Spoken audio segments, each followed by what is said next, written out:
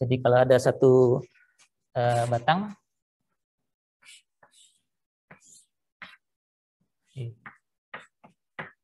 kenai tarik begitu, kemudian di tumpuannya ada ya koneksinya lah dengan sambungannya. Sementara dianggap satu begini saja. Yang namanya desain itu kita memeriksa semua kemungkinan kegagalan, kemudian kita cek, kita pastikan bahwa ya desain kita atau hitungan kita tidak menyebabkan struktur ini gagal, gitu ya. Nah, untuk tarik, kegagalan itu mengikuti pola tegangan-regangan untuk baja yang ditarik. Awalnya elastik, kemudian ada yield. Jadi ini elastis, ini fase plastis atau yield. Plastis begitu, yield. Dan fase ini namanya strain hardening ya. Fase yang ini namanya strain hardening. Strain hardening. Yang dan tegangannya di sini namanya F yield.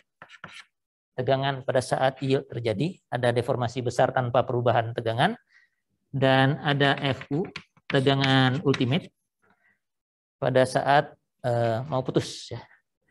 Jadi putus itu diawali dengan fracture atau retak ya. Nah, kemudian putusnya namanya rupture ya. Jadi kegagalannya sering disebut rupture atau fracture. Jadi ini sama saja artinya. Sejak retaknya sudah dianggap gagal, gitu ya. Jadi ada dua kegagalan. Yang yield ini mengakibatkan deformasi besar, tidak mengakibatkan batangnya putus, hanya deformasi besar saja. Dan itu rawan terjadi atau berbahaya terjadi kalau di penampang yang ini, di penampang utuh ya, kita sebutnya kemarin ya, agros ya, penampang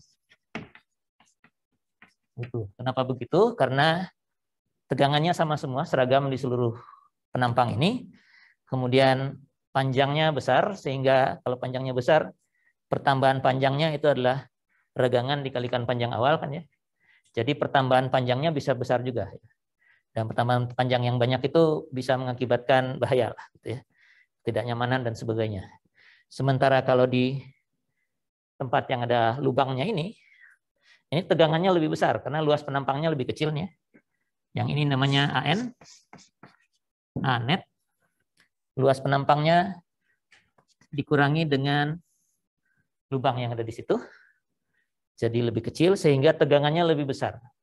Meskipun tegangannya lebih besar, panjang daerah yang AN-nya segini itu kecil. Tidak jauh lebih kecil dibanding ini. Jadi meskipun regangannya nanti besar karena tegangannya besar, pengalinya kecil. Artinya di masa yield ini lubangnya mungkin melebar begitu, tapi tidak besar, tidak banyak gitu ya penambahan lebarnya, sehingga di sini untuk penampang net ini belum gagal. Dia gagalnya baru ketika sampai di sini saat mulai ada fracture ya. Jadi kalau ditarik ke sana kayaknya mulai ada retak ini, retak ke atas dan ke bawah ini. Kemudian kalau kita tarik terus nanti robek ya atas. Jadi ada dua kegagalan, satu yield pada penampang utuh, satu lagi fracture pada penampang net. Gimana kalau tidak ada lubangnya? Gimana kalau tidak ada lubangnya? Bilas misalnya. Kalau sambungan ini las, nggak ada lubangnya gimana? Nggak ada kegagalan fracture apa gimana? Hah? Ada. Gimana aturan jadi? Di bidang lasnya ada apa? Iya, di tempat sambungannya itu kegagalan fracture tetap diperiksa karena di sini faktornya tidak hanya AN. Ya. Di kelas saya katanya sudah sampai, di kita sudah bahas A efektif, katanya di sebelah belum gitu ya. Jadi kegagalan di sini disebabkan oleh luas penampang efektif ya. Tidak hanya akibat lubang, tapi juga akibat transfer beban ini, P ini, ke sambungannya. Ya. Jadi A-nya jadi A efektif. Ya. Jadi untuk yield ini, kapasitasnya, kemampuan dia menahan yield itu hanya sebesar F yield kalikan A gross, luas penampang utuh. Di sini kemampuannya, karena gagalnya fracture, berarti tegangannya tegangan ultimate, tapi luasnya efektif. Nah, kalau tidak ada lubangnya, luasnya tetap luas efektif. Karena faktor U-nya tetap harus ada. A efektif ini kemarin kalau di saya sudah diturunkan. AE itu adalah U dikalikan dengan A net. Ya. A net itu luas penampang bersih, dikurangi dengan lubangnya. Kalau kayak begini satu, kalau di satu penampang itu ada 2 lubangnya, ya dikurangi dengan 2 lubangnya, begitu seterusnya. Setiap penampang ya, kemarin ada contoh yang lubangnya berderet ke kanan, ya 3 begitu, tapi itu nggak dikurangi, nggak dikali 3 ya, karena masing-masing berada di penampang yang berbeda. Jadi kapasitasnya begini. Nah, agar kegagalan ini tidak terjadi, kriteria desainnya ya kalau di kondisi yield, PU-nya ini untuk yield ya,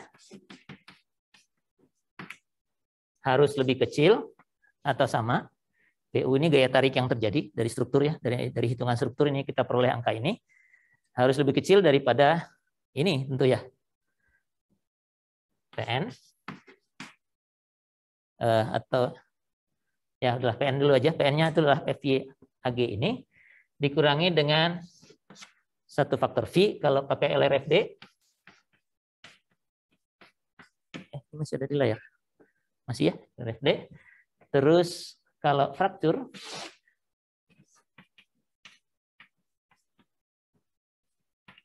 PU-nya ya, sebentar, jangan fraktur dulu. ASD dulu. Kalau ASD PA-nya gayanya dari kombinasi ASD harus lebih kecil atau sama dengan PN per omega. Ini untuk ASD, di mana kalau pakai LRFD V-nya 0,9. Kalau pakai omega, omeganya berapa kemarin? 1,67 ya. Jadi ini untuk memastikan bahwa kegagalannya tidak terjadi. Nominalnya dikurangi dulu dan yang terjadi lebih kecil daripada itu. Ini yield, untuk yield. Untuk fracture, rule-nya sama, hanya PN-nya yang berbeda. Ya. PN-nya ganti dengan FU kali AE. Jadi aturannya sama, PU lebih kecil sama dengan VPN. Untuk LRFD. Dan kalau pakai ASD, PA-nya lebih kecil atau sama PN per omega. Untuk ASD. Tapi nilainya berbeda. Ya. Nilai V-nya 0,75. Kalau pakai omega, berapa? 2. Ya. Jadi kriterianya demikian. Kriterianya ya ini aja. Paling Anda mungkin harus mengingat ini. Nggak mengingat juga tinggal baca IEC-nya ya, ada di situ. Ini dari struktur. Gaya yang terjadi dari struktur. Memang kita kalau tarik sih biasanya langsung aja gaya tariknya. Ya. Tidak dari strukturnya. Tapi bisa saja soalnya misalnya ngasih struktur rangka misalnya. Ya Anda harus cari tahu tariknya berapa dulu, baru melanjutkan dengan ini.